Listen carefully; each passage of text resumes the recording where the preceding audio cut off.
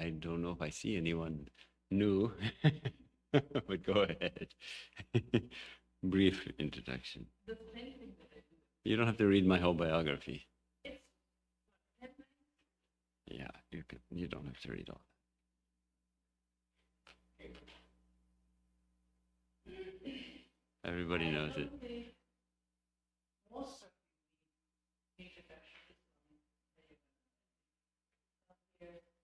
He has been listening to this while tell me about it.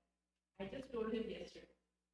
So yeah, he has been with the doctor 2022 on a pretty regular basis. So just let me give you just to remind how he came into the order. Swami Mahayogananda joined the Ramakrishna order in 1997 at the Ramakrishna From 2002 to 2008, he stayed in India, first at the Ramakrishna Mission headquarters in Diluma, West Bengal, and then at the Narottam Nagar, Arunachal Pradesh, Advaita Ashram, Kolkata, and Advaita Ashram, Mayavati, Uttara. He returned to the United States in 2008, served at the Vedanta Center of Greater Washington, and since 2013 has been serving at the Vedanta Society of Southern California. So that's Mahayogananda for you. Now, Swami said, you all don't need any introduction because you all know. At the end of the day, I'm going to ask you which year he joined, which year he came here, okay? So by now you all should have it.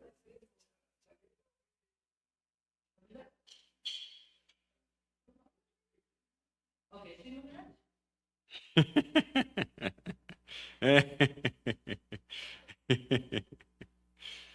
All right.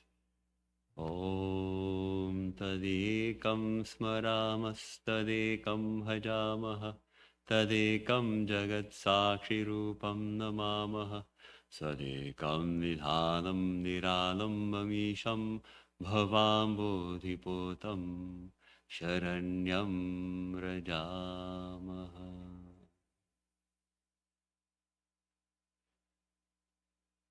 On that alone do we meditate, that alone do we worship, to that alone, the witness of the universe, do we bow, to that one who is our sole eternal support, the self-existent Lord, the raft to safety across the ocean of this world, do we come for refuge.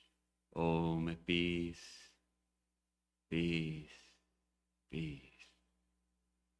And there it is, if we can fully take refuge in the infinite and let go of everything, there's nothing more to worry about. We have attained perfect bliss and peace, and everything will be all right.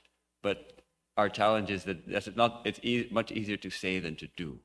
So today our topic is practical aspects of finding joy in life. And I thought it would be nice if I talk a little and you also talk a little.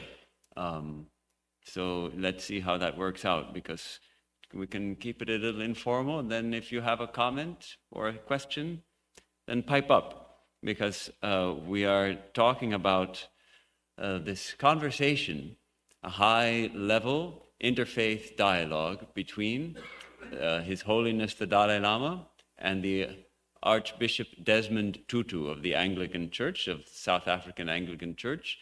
The two of them met in, now I've forgotten the year. I know where they met, but what was the year of their meeting? According to the, it was, I think, in 2023 or 2024, that they met, and I'll tell you, I'm going to have to look this up here.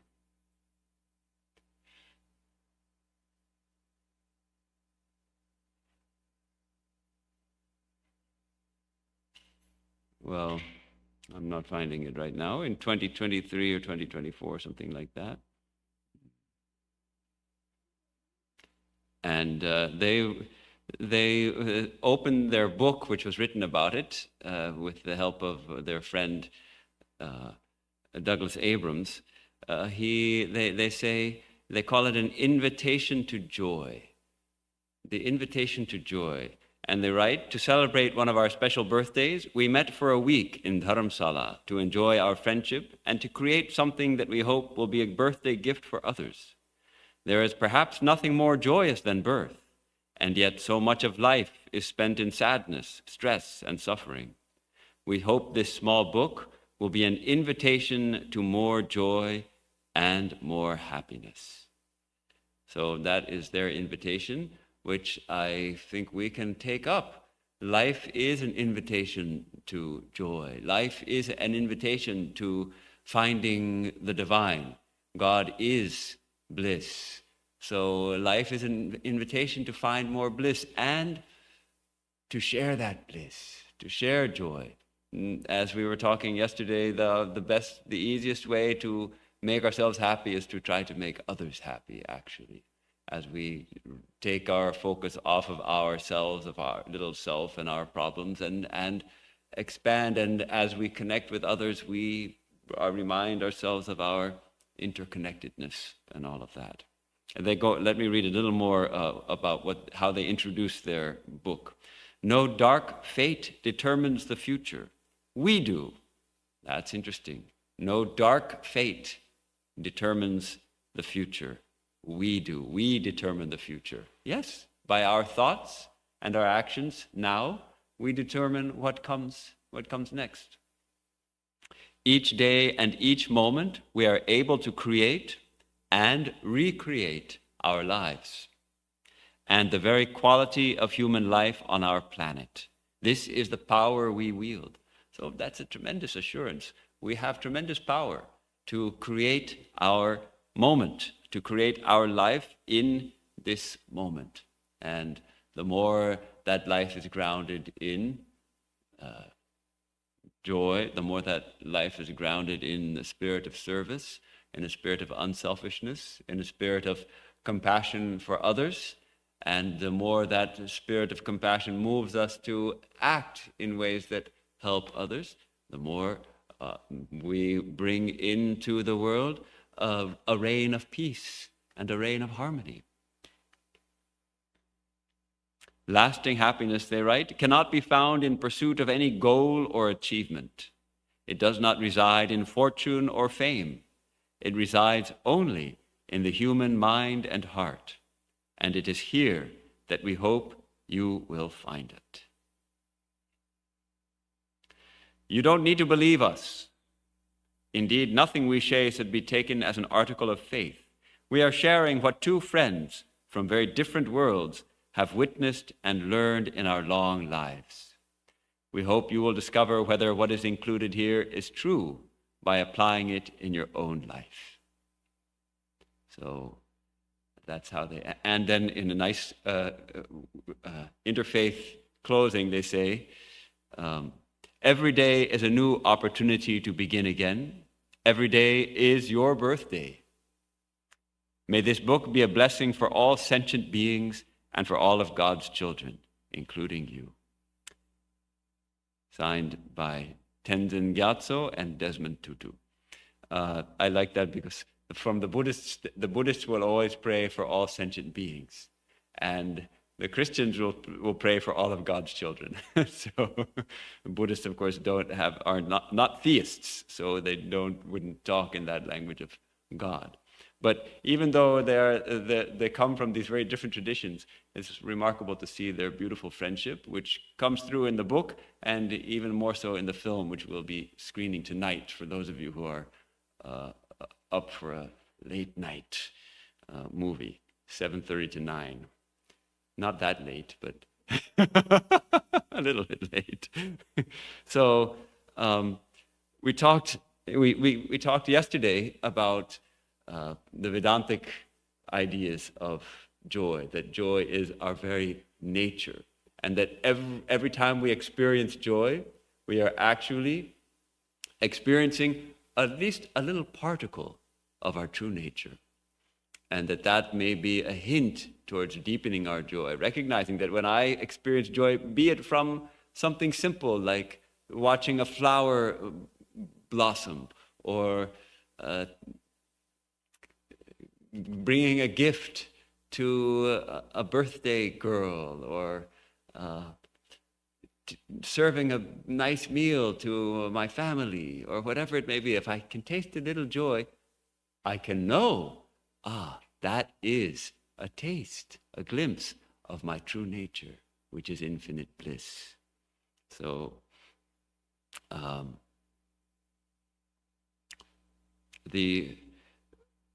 our teachers for today, the Dalai Lama and Archbishop Desmond Tutu, they are remarkably joyful men, though they have suffered a lot in their lives. So that shows us that even through suffering, there is a path to joy. They have attained deep joy, deep equanimity. And I think part of why they became such good friends is because they led, in some ways, similar lives. They were both leaders in a freedom struggle, and both faced so much difficulty and really terrible atrocities that they had to face, put on their people. And they're also both giants, as it were, and they get put on a pedestal. And in fact, I also understand that to a certain extent, because all of you put us Swamis on a pedestal, most of you at least. And so we get put on a pedestal. And when we go to an interfaith dialogue, I'll meet a Christian priest or a Buddhist monk, and they will be in the same boat. The Catholic priest, his congregation puts him on a pedestal. But when I meet him, we meet as equals. So there's something very joyous about interfaith dialogue, because we meet as equals. And there's no higher or lower. Whereas in our respective traditions, typically the Swami or the priest or the monk, the Buddhist monk or the minister, they always get, they get revered and reverenced too much for their own good, mostly. So let's talk a little bit about what they discovered and the kind of things they talked about for attaining joy in life.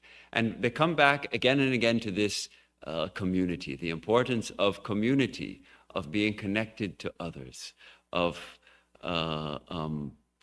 and of doing things for other people. And I mentioned yesterday how it's interesting that in, say, the teachings of Sri Ramakrishna, he doesn't, at first it looks like maybe he doesn't encourage that too much, because he says, remember, no one is your own, only God is your own. And that seems a little bit severe. And yet, if we look more closely and we look at how Sri Ramakrishna actually lived, we see that he lived always with other people, with other seekers of God. At the end, of course, towards the end of his life, he longed for his disciples to come. And when they came, he was filled with such joy to be with his disciples and to pour his teachings into their hearts and minds. But he was always full of compassion for anyone who would come. And he loved the company of devotees.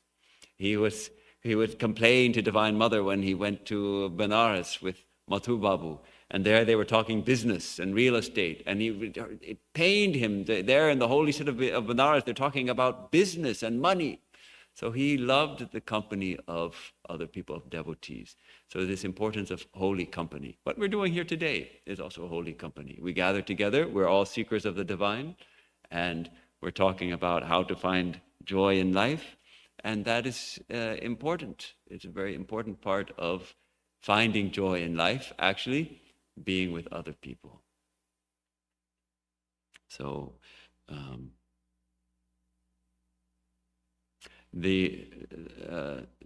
our two teachers of today, they discussed some of the obstacles to joy. And the first one on their list is something that we find is increasing day by day in at least it seems to be increasing: fear, stress, and anxiety. Fear, stress, and anxiety. Because the pressure seems to be ratcheting up on work and work seems to be increasing, and with the digital devices which are on all the time, it almost seems like it's not like you go to work and at 5 o'clock you say, okay, goodbye, see you tomorrow. It's like all night, all day and all night. The employee of today is expected to be available for any emergency or anything, and so it's a lot of stress and anxiety and fear. And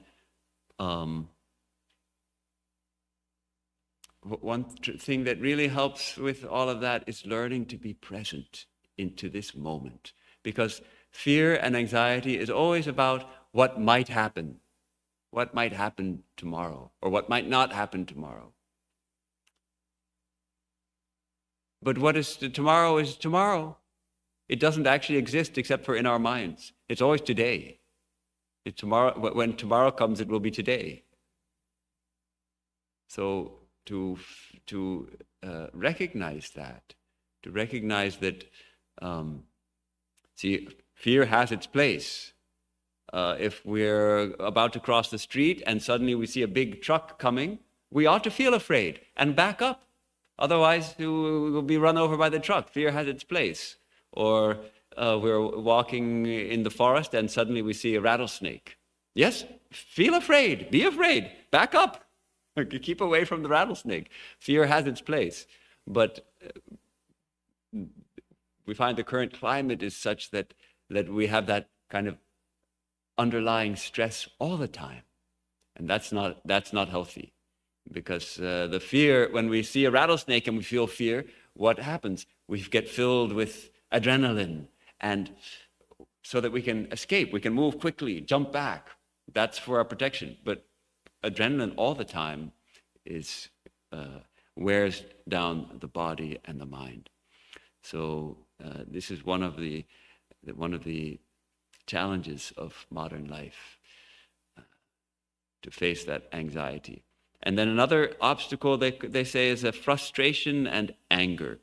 Something interesting about the Dalai Lama's teaching on anger, he said, because from Bhagavad Gita we know that one of the root causes of anger is frustrated desire. We have a desire and that desire is frustrated and we get angry. And whether that desire is something as simple as like, I want to go to New York and my flight is canceled and I get angry. So a frustrated desire, or I have this desire to be treated with respect always, and someone in traffic cuts in front of me, and so I've been disrespected, and so an anger comes up. But he points out that anger can also come out of fear, and that hadn't really occurred to me before, that fear is also anger can be a response to fear. When we are faced with a frightening something, we typically have, there are three responses: fight or flight, or freeze. These three responses to a frightening something. Either we freeze, become paralyzed, or we run, or we fight. Now the fighting part, that's like anger, right? The anger comes out if we're going to fight. So he pointed out that anger can also have its roots in fear. So when we feel angry, they suggest, yes, analyze it. Why actually am I angry? And is it worth spoiling my whole day because of what happened? The author of the book was driving with the Archbishop. This was before the big meeting. And there was a near accident. Someone doing a crazy something and cut in front of them, and the Archbishop was driving and he had to swerve. And he laughed it off. And the author, Abrams, he was impressed and surprised that, oh, you didn't get angry. Well. So it's partly a practice of laughing it off. All right, it was a moment of fear.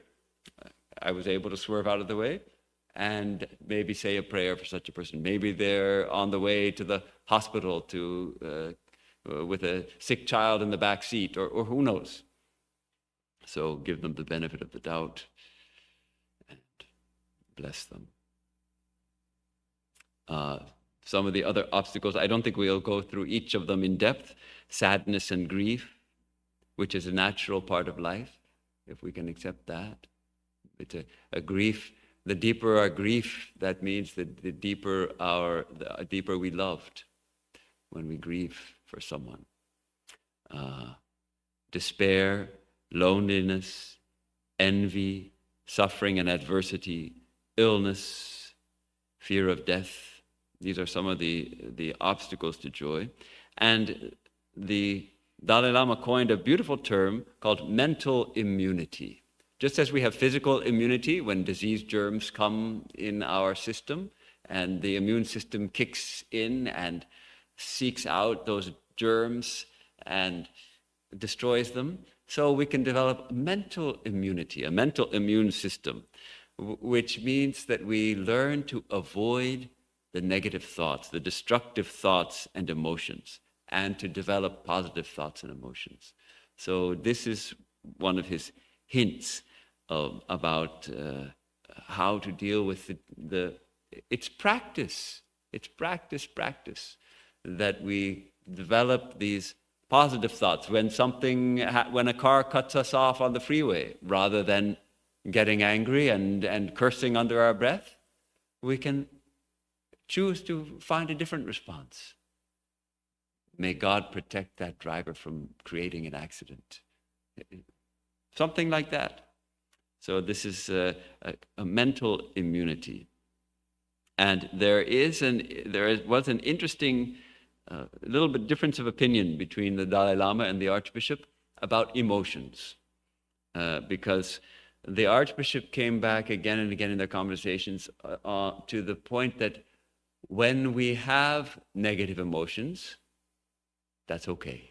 Don't beat yourself up for it. Emotions are a part of life. Emotions are natural. Anger is natural. Fear is natural. Sad. All these things are natural. So don't beat yourself up for them.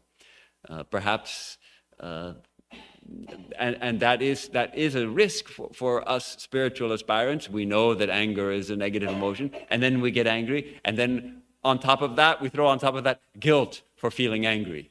So he's arguing, don't do that. Accept that sometimes negative emotions come, and emotions, we can't do anything about them, they come.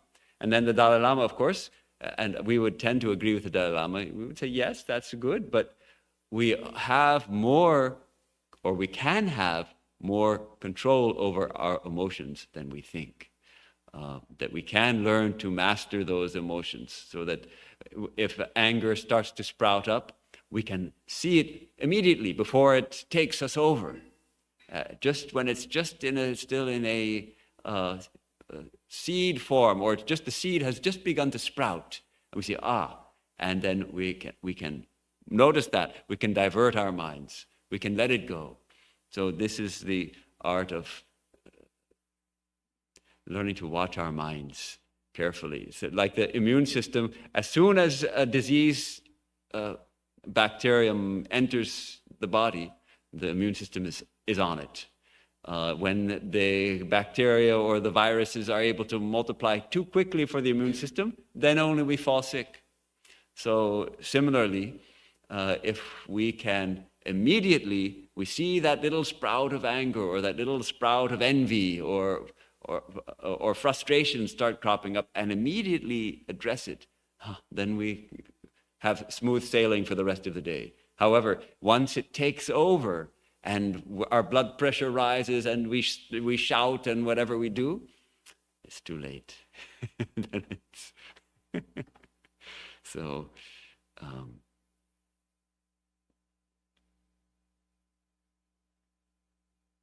so what about suffering?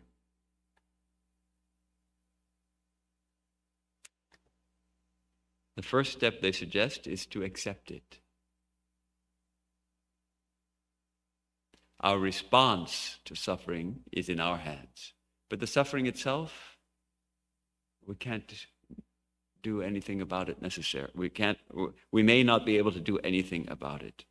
So this is the challenging concept of joy through suffering rather than in spite of suffering. So it's not that even though I suffered a lot in life, still I have attained some joy. Actually, joy through suffering. It's surprising. The Archbishop talked about how much suffering there was and how that brought tremendous strength of mind. And how much joy when South Africa finally did attain its freedom from apartheid. And he said, see, the later generations won't understand that joy that we experienced, and they won't understand also perhaps the value of it because they didn't undergo the suffering first. So that's one of the pillars of joy, the 8 pillars that they developed during the course of their talk, is this acceptance. So we'll come to that. Let's go through these 8 pillars of joy that the Dalai Lama and the Archbishop came up with. First is, I'll read them quickly. 1, perspective, humility, humor, acceptance, forgiveness, gratitude, compassion, and generosity. And as I mentioned last night, I'm a little surprised that they didn't mention spiritual practice, because both men are real sadhakas. The Dalai Lama spends about 5 hours every morning in meditation, getting up at 3 a.m. And the Archbishop, he gets up late. He gets up at like 4 or something. And he prays for, and he said 5 hours is way too long. He prays for 3.5 hours or maybe 4 hours sometimes. So they both have this intense practice of meditation and prayer and connecting with the divine. So this first 8 of let's go through these 8 pillars. First is change our perspective. Sometimes another term for this is cognitive reframing. And the best example I can give us, or what comes to mind first always, is Swami Mahayogananda would often use this technique, and he would describe, say you wake up one morning and you've got the flu, and you say, why me? You feel miserable, and you say, why me? Then you turn on the radio, and the newscaster says, there's a flu epidemic on, and 1 million Americans are suffering from flu today. Immediately, you feel a little better. Oh, I'm not alone. So many are suffering from flu. All right. So this is was his suggestion, and this is actually what they're talking about: reframing our experience. The Dalai Lama pointed out that if he was looking at Tibet, he would see the tremendous suffering of the Tibetan people. It's very difficult to see that. But if he looked wider, if he looked towards the rest of the world, he found that actually all over the world there's tremendous suffering. There's tremendous suffering in so many places. So that's widening the perspective. And then also, he would look at the bright side, because almost every experience of suffering also has a bright side. The Dalai Lama was exiled from his country, but as a result, he could learn so much more. In Tibet, he would have been kept in a golden cage, as he put it, the Potala Palace, where he is practically a god on earth. And then he was exiled to India, and he could meet so many people and learn so much about different religious traditions, and about science. He has taken a great interest in science, and he has encouraged a lot of scientists to do brain research on meditation and brain research on joy, doing brain scans of meditating Buddhist monks and things like that. So he points out that if he can change his perspective and see, well, actually, I'm glad I was exiled, because I got to learn so much and be exposed to so many different people and enrich my understandings so much more than I would have been able to do had I remained in Tibet. So I actually prefer the life of exile, he says. So this is how to turn an adversity into an advantage, this cognitive reframing. Second pillar of joy, humility. I often like to, and I don't remember where I read this, but saying humility is not having a low opinion of oneself. It is having no opinion about oneself. Sri Ramakrishna didn't like the attitude that some seekers will take up, considering themselves to be worthless, considering themselves to be lowly. Sometimes devotees would come and they would say, "Oh, but sir, we are great sinners." And he would say, "What? Sinners? You chant the name of God and still you call yourself a sinner? One who constantly says, 'I am a sinner,' becomes a sinner. Rather, you should say, 'What? I have chanted the name of God. How can there be any sin in me?'" So humility doesn't mean having a negative opinion of oneself.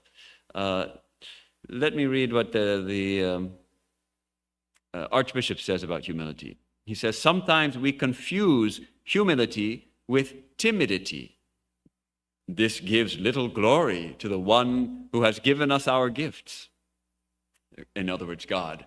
We all have gifts, and if those are given by God to us in the Archbishop's conception, then if we negate those, then we're actually giving little glory to the divine who has given us our gifts. Humility is the recognition that your gifts are from God.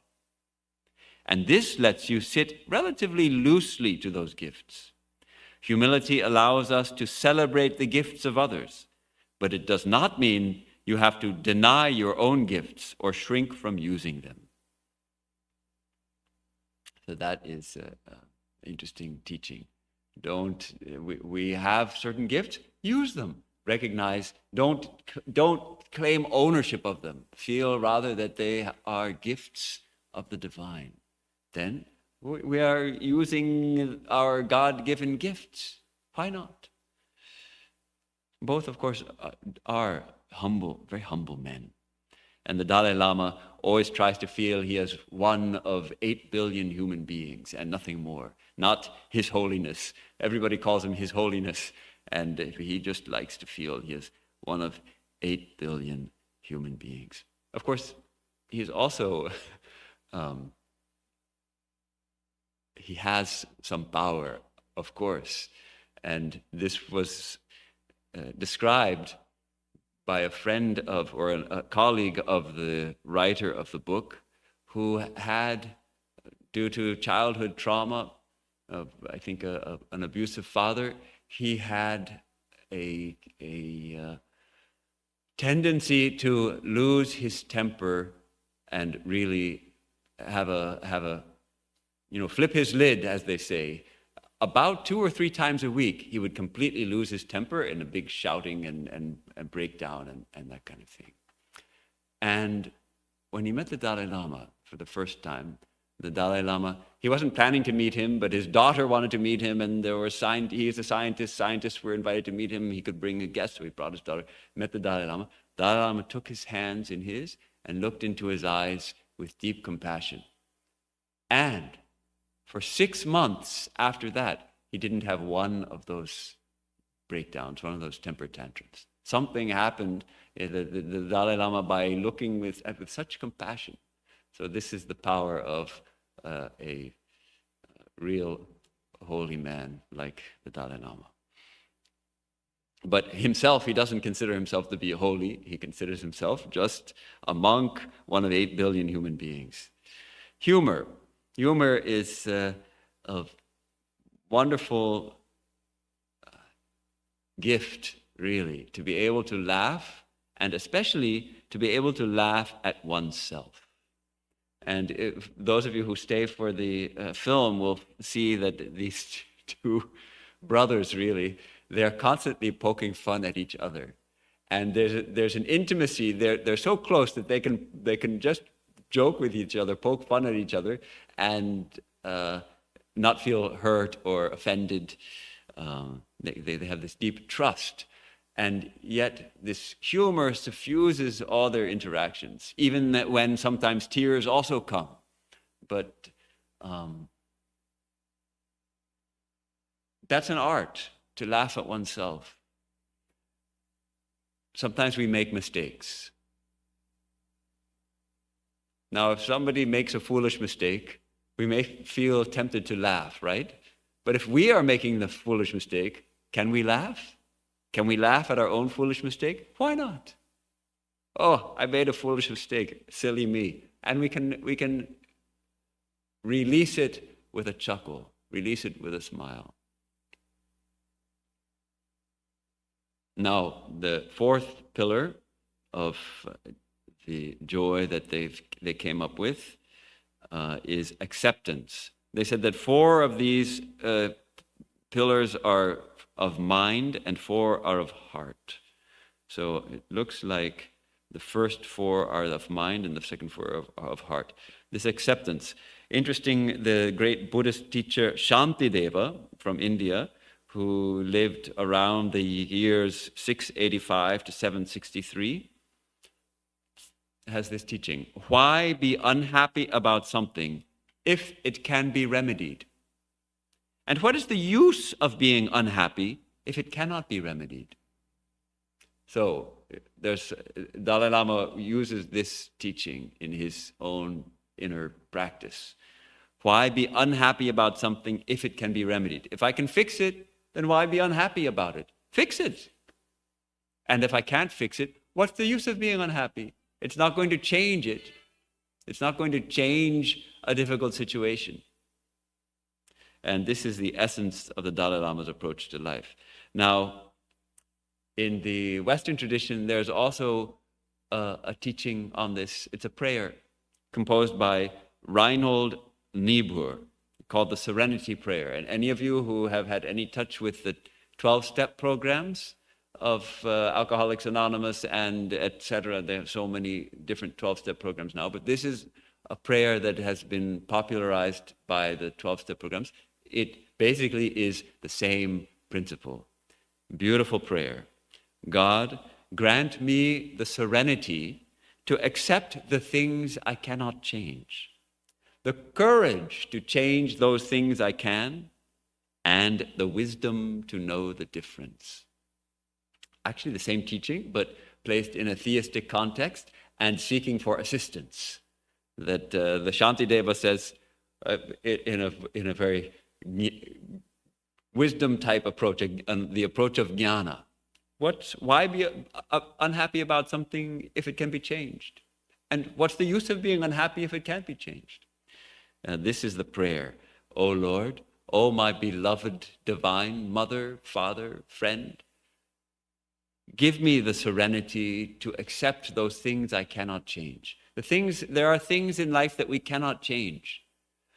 If I lose my limb in an accident, if I lose my foot in an accident, I cannot change that. I cannot put the foot back on. Once it's gone, it's gone. Grant me the serenity to accept the things I cannot change. The courage to change those things I can. Yes, sometimes it requires courage to make changes in our lives. Absolutely. May God grant me that courage. And the wisdom. This adds this beautiful point. The wisdom. We have to know the difference. What can I change and what can't I change? I can change my mind right here, right now. If I don't like the president, I can't change that. I can't change that. Right? And so why not accept it with serenity? Because I can't change it. But those things I can change what I do right here, right now. I can write a letter to the president saying, hey, I don't think you're doing things quite right. But I can't change who the president is. So it's a beautiful, beautiful prayer. So a lot of our suffering is actually when we find we are unable to accept an unpleasant situation. This is also the ideal of titiksha. And we've constantly faced unpleasant things. And we can't have everything just so. And people who can't accept it and let it go, they suffer a lot more. And they make other people suffer too.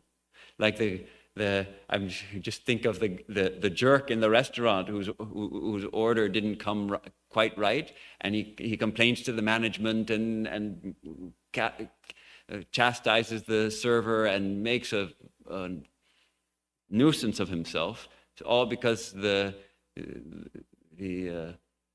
wrong cheese was put on his pasta or something, that kind of terrible inability to accept. Then the fifth pillar, forgiveness. Forgiveness is always about freeing ourselves. It doesn't mean that we condone a wicked action. It doesn't say that, yes, do it to me again. It's simply releasing all that knot of negativity and hurt towards someone, something that happened. Dalai Lama says, there is an important distinction between forgiveness and simply allowing others' wrongdoing. Where the wrong action is concerned, it may be necessary to take appropriate action. To take appropriate counteraction to stop it. Towards the person, however, you can choose not to develop anger and hatred. This is where the power of forgiveness lies, not losing sight of the humanity of the person while responding to the wrong with clarity and firmness. And as a Buddhist, he can also add in his mental approach this idea that wrongdoers are setting up their own future suffering because of the law of karma. Karma is inexorable. The Buddhists accept it maybe even more so than Hindus, because Hindus always say, well, God can release us from our karma. But Buddhists don't have that. So for Buddhists, karma is even more inexorable. And so someone who is creating suffering for others is only setting him or herself up for future suffering as well. And the Archbishop says, without forgiveness, we remain tethered to the person who harmed us. We are bound to the chains of bitterness. Until we can forgive the person who harmed us, that person will hold the keys to our happiness. That person will be our jailer.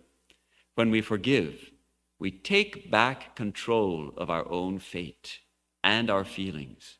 We become our own liberator. So this idea of forgiveness. In South Africa, after apartheid was over, there had been so many atrocities committed during this freedom struggle. And they could have rounded everyone up and thrown them in jail, but they didn't do that. They had rather what they called, I think they called it the Truth and Reconciliation Commission. And wrongdoers who had done sometimes horrible atrocities were brought to these commissions, and the victims, the survivors who had experienced or witnessed these.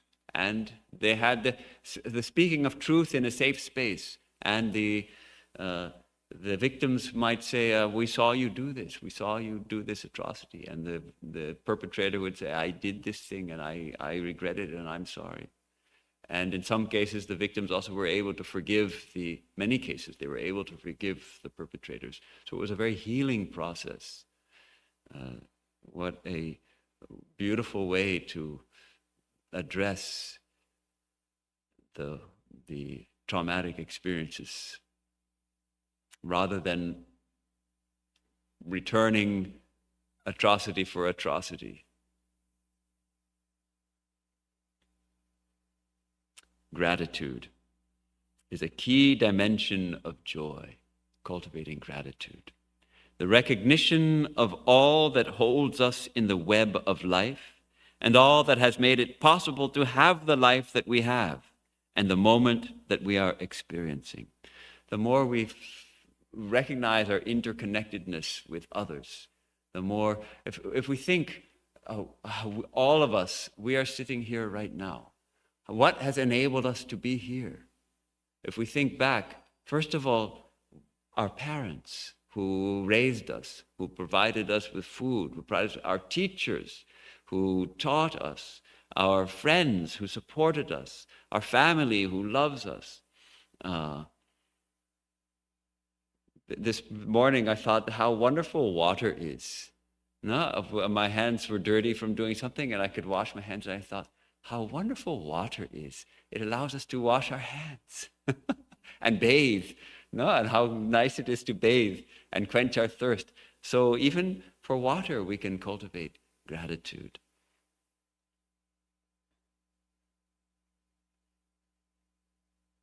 Then the compassion, seventh pillar, compassion. They both come back to this one again and again.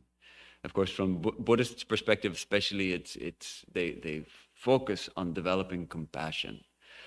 The Dalai Lama says, if you want a happy life and fewer problems, you have to develop a serious concern for the well-being of others.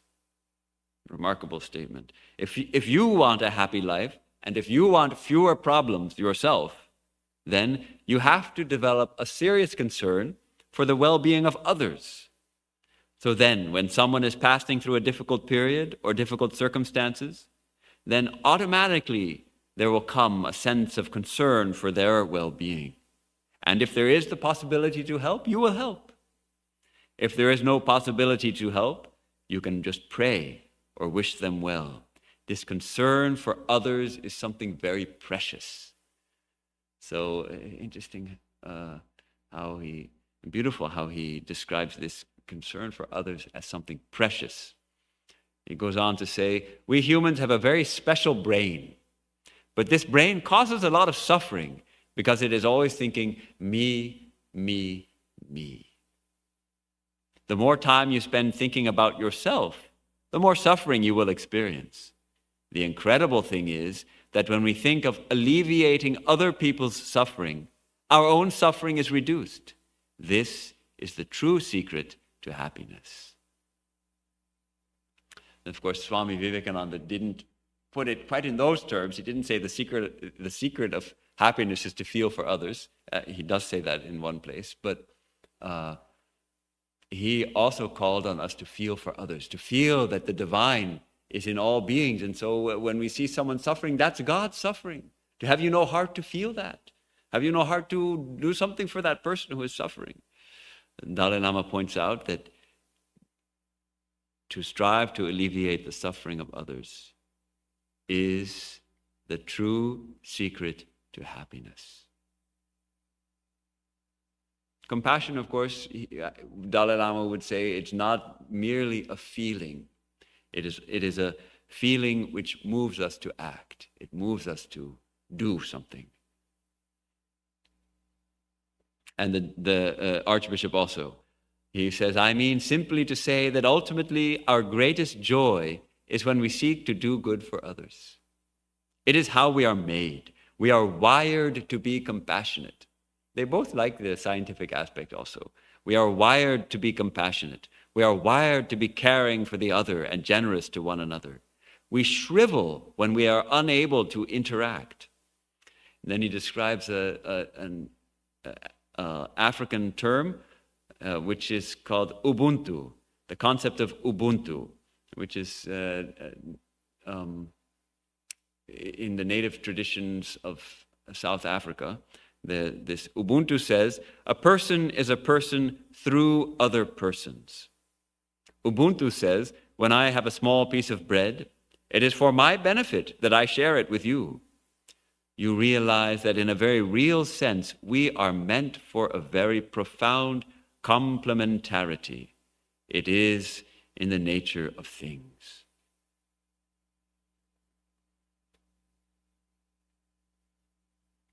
All right, the eighth pillar that our two conversationalists, our two teachers of today came up with is generosity, which is a natural outgrowth of compassion. Generosity of time, generosity of money, generosity of spirit. The Buddhist idea is that what can you give? What can you give someone? You can give a material help. You can give freedom from fear. you can give spirituality, spiritual teachings.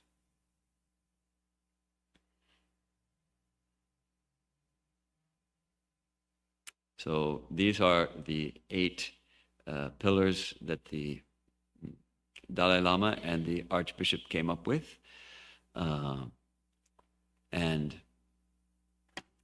we've already been going for almost an hour. Any thoughts, any comments, any questions? Vicky?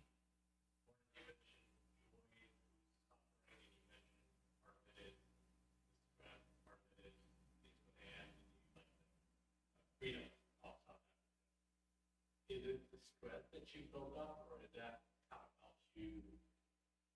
How can you double click on that for me, please? To use a very modern term, double click. Double click on joy through suffering rather than in spite of suffering. Yeah, is it just the strength that builds up through suffering, or is it something else? Yes. Well, let's think. I mean, I always like to think in my own life. There were times, of course, we all had times when we've suffered. And at that time, it's very difficult to find the joy. But later, as we start to be more, as we grow up, I mean, as kids, suffering can be terrible, and there's no joy in that suffering. But obviously, we grow through that suffering, we grow stronger.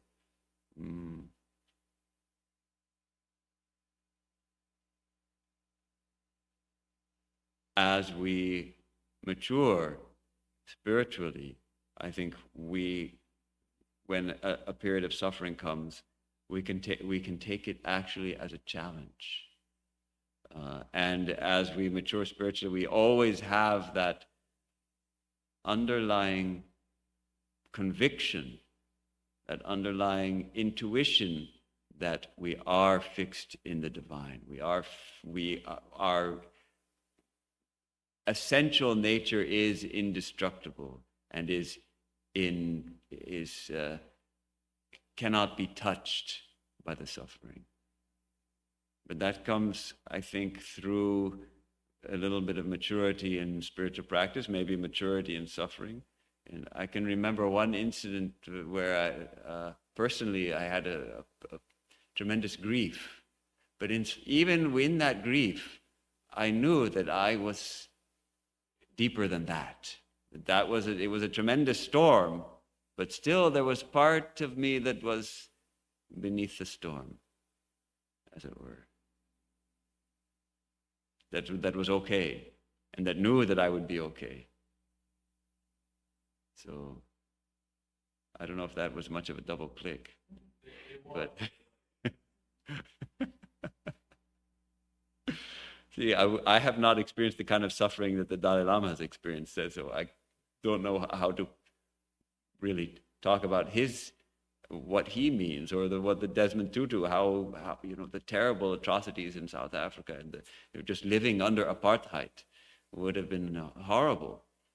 So I can't really imagine that, but I can remember my own suffering, and to realize that yes, that was a really tough time, but in spite of it, there was still I knew that I was going to be okay. That was as spirit, and true, suffering turns us more towards God. I think most people who become sincere seekers of God, unless they come as like the yoga bhrashta of the Gita, the yogi who failed to attain the goal in this life and comes back very quickly, doesn't spend time in any heavenly realm, says, no, I'm coming right back. I want to continue my practice. And so we sometimes see from a young age, kids who are very spiritually inclined.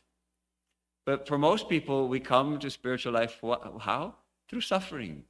So much suffering, there must be something more. What's the meaning of searching for the meaning of suffering?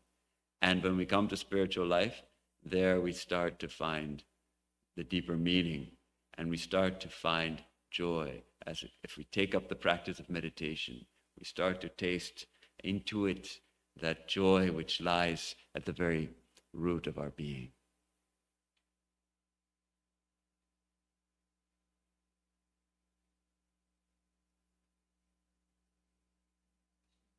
Please put it through. I saw that. No, I think at this point they can make about spiritual outlook. And yeah, it is very difficult to explain the importance of this in the culture, especially social media. We're being encouraged to think of self-care, self-love, giving to self before others. It's the new sort of trend with young people. And I think there is some importance to that, because especially in our South Asian culture, we overdo for others, so that turns into a pleaser mentality, and be at the detriment of ourselves. So, I would love to know a great form of communication, how with the importance of interconnectedness as well as self-care. Some of our swamis have used the example in the airplane when they give when the oxygen masks come down. They always say, first put on your own mask, then help others. And I think it was Swami Prabhupada who, when he first heard that, he didn't understand it. He was like, what? How can I be so selfish? Of course I will first help others put on their mask. No, the point is, if you don't put on your own mask first, you'll probably pass out from lack of oxygen. And so then you won't be able to help anyone, and you yourself might die. So first you put on your own mask, then you help others. True, and we need to learn, of course, our compassion must extend to ourselves also, absolutely. Where in the scheme of things does that fit? For some people it might be extremely necessary, especially people who perhaps come from traumatic backgrounds or abusive parents or other abusive elders in their circle who left a trauma, and so they need to heal themselves. But it seems like these should go together, and I think we can learn how to be more share more compassion for ourselves as we also share compassion for others. True, both are important, absolutely.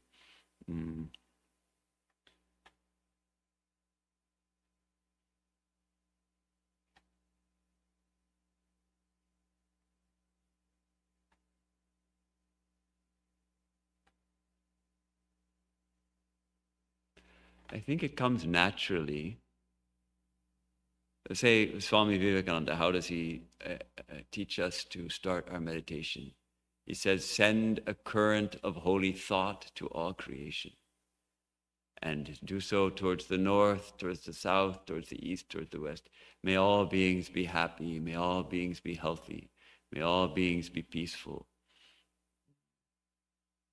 As we, even just cultivating that intention, we are also included in it.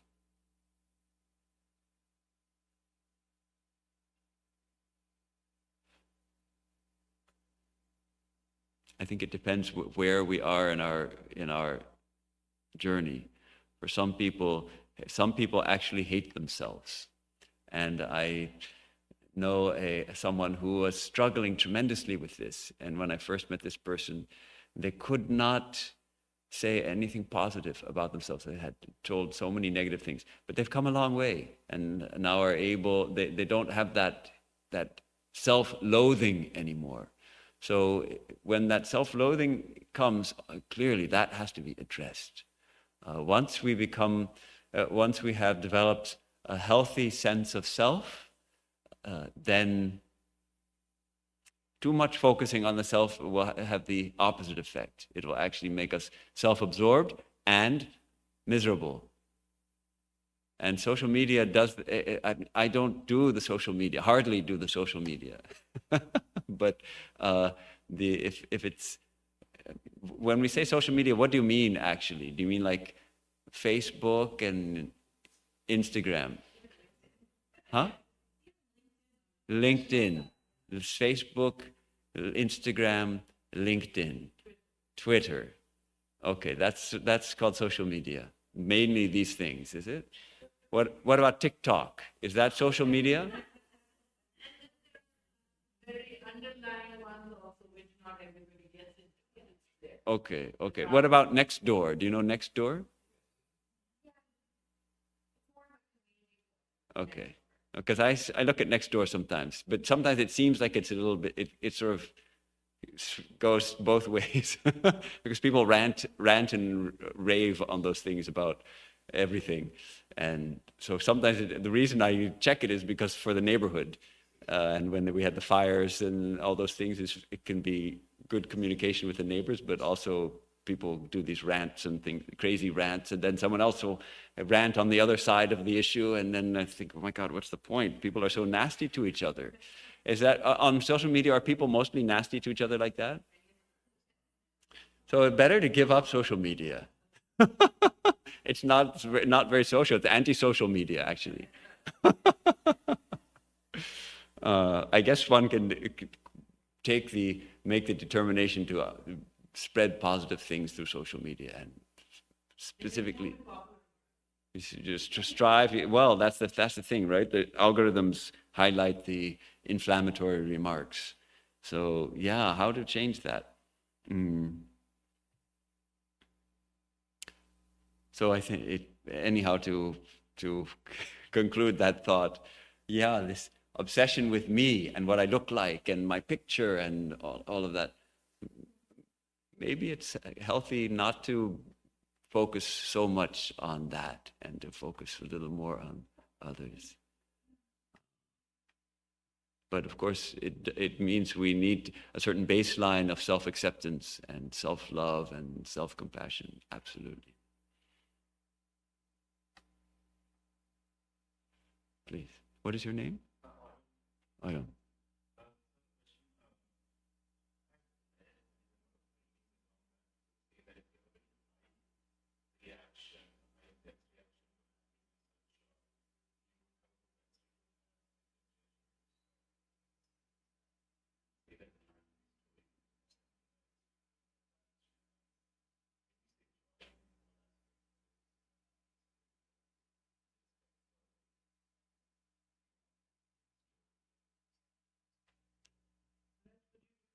Well, the question is, I don't know if it's something about if you have a very intense reaction to happiness, say something good happens, and you have too much jollity and celebrating that, and then you also have a much stronger reaction to when negative things happen, when suffering comes, and then you'll be down in the dumps too much, and so one should be stoic. Well, stoic, if stoic means snuff out all emotions, then I would say, well, that's no way to live. Feel the feelings, but true, too much hilarity is not necessarily helpful. If the kind of happiness that results from the attainment of some cherished desire, that is going to be limited because that's the nature of desire and the nature of fulfilling desires. Yes, some happiness comes, some excitement, but true, it doesn't last long. And if we fan the flames of that excitement, then quite possibly we'll also have a stronger reaction if we are unable to attain a cherished goal, or if a cherished something is taken from us. But the true joy it's more quiet than that, a little more subtle, more abiding, and not that it comes and goes so quickly. We cultivate it so that it's a more constant aspect of our experience. That even when it rains, even when we're having trouble at work or in our family, still underneath we can taste that subtle current of equanimity, of peace, of joy. That is when we start to mature a little in our spiritual life, in our outlook, and our attitude. There's one of the Yoga Sutras, which is a little helpful for dealing with those difficult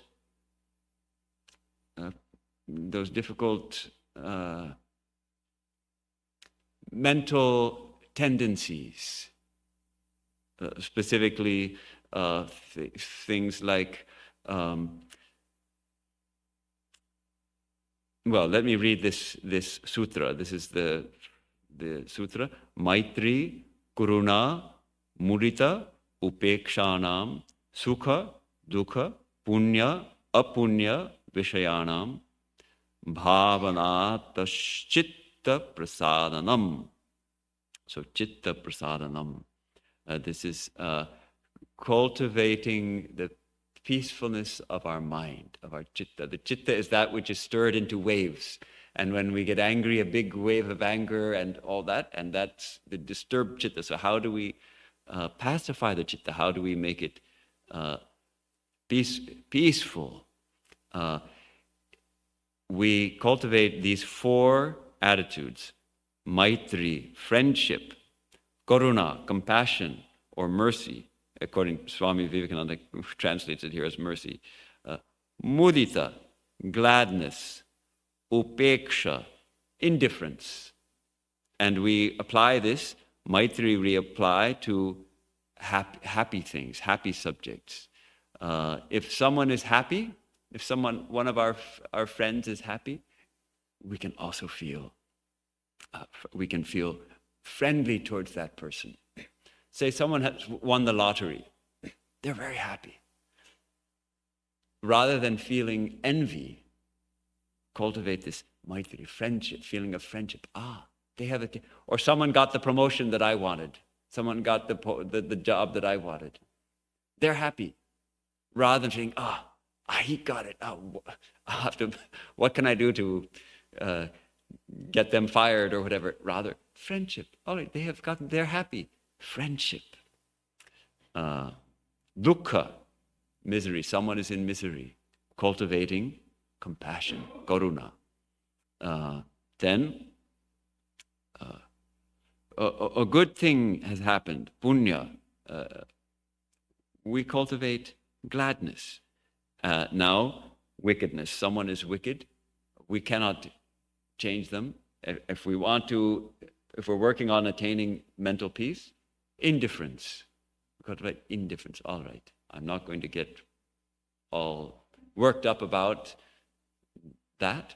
I'm going to just cultivate indifference. So these are the way to, this is something like the yoga answer to mental immunity, how to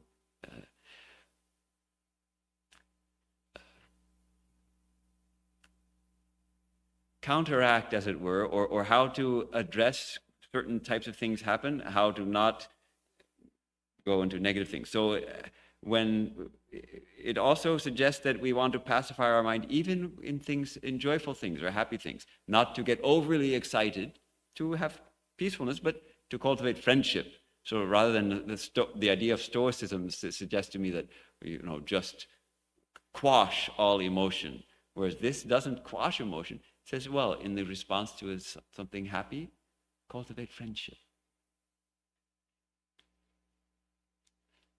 Swami Vivekananda says, let me read a little quote, "Most of our difficulties in our daily lives come from being unable to hold our minds in this way. For instance, if a man does evil to us, instantly we want to react evil. And every reaction of evil shows that we are not able to hold the chitta down. It comes out in waves towards the object, and we lose our power." We lose our power. He says, every reaction in the form of hatred or evil is so much loss. And every evil thought or deed of hatred, or any thought of reaction, if it is controlled, will be in our favor. We are gaining infinitely more than we suspect by restraining ourselves. We want to say something harsh in response, in an argument or something, and we restrain it. Swamiji says, actually, we are gaining. We are gaining there. We're not losing. We think we are losing because we didn't fire back. Actually, we are gaining. It's so much good energy stored up in our favor. So,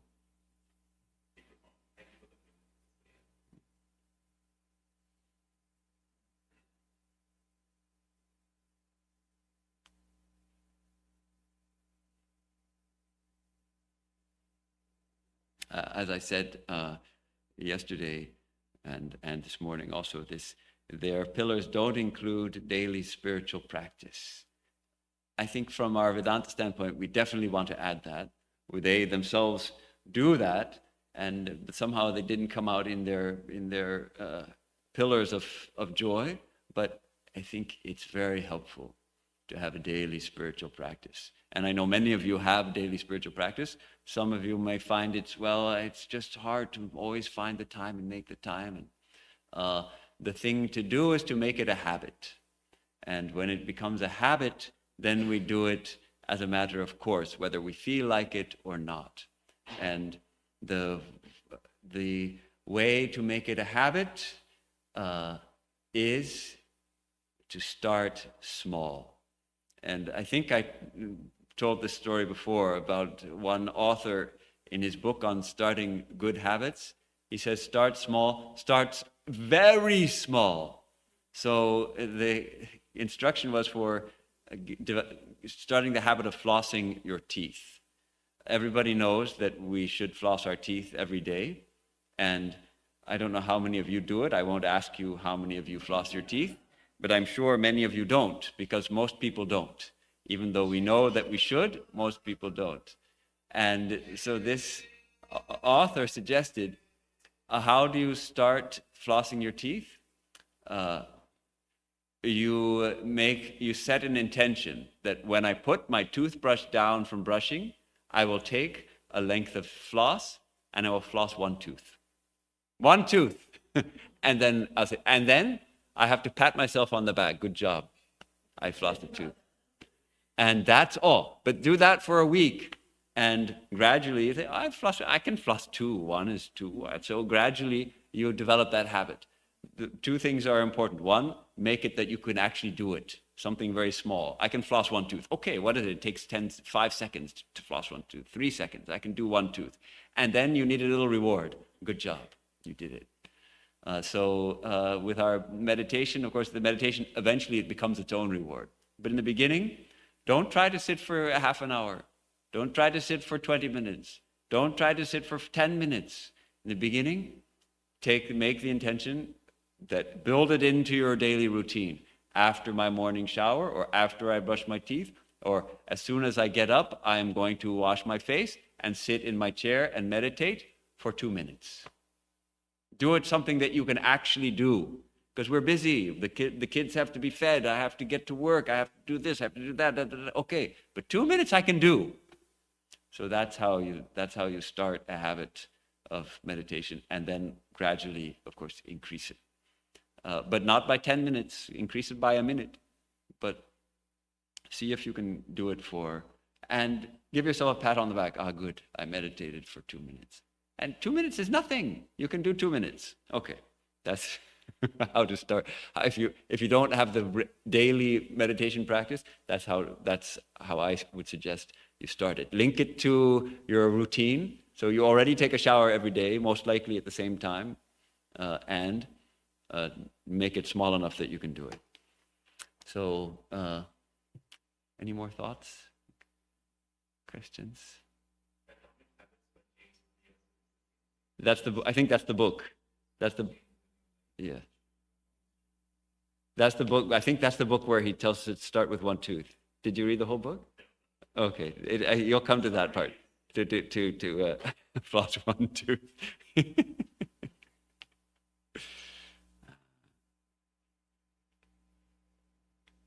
Let's see if I can find one good quote to close with.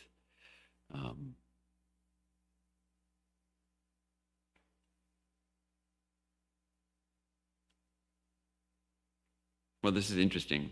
This is Swami Vivekananda having joy in the midst of suffering, because he stayed in England in 1896 in rather difficult circumstances.